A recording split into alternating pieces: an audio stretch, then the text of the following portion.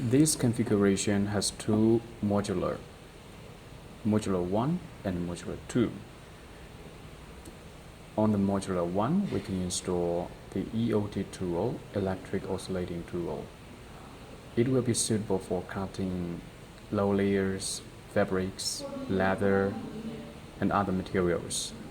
And it's also very suitable for cutting the notches, no matter V notch or I notch, or some tiny parts.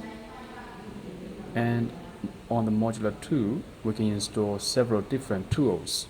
Firstly, we can choose to install the driven rotary knife. It will be suitable for fabrics cutting, like single layer or 2 layers. And we can remove this driven rotary knife. We can install the precision wheel or punching tool. For example, if we install the punching tool here, it will be suitable for making some small holes, some small circles. And it will be suitable for cutting some leather or PU, because this EOT tool can cut leather and PU.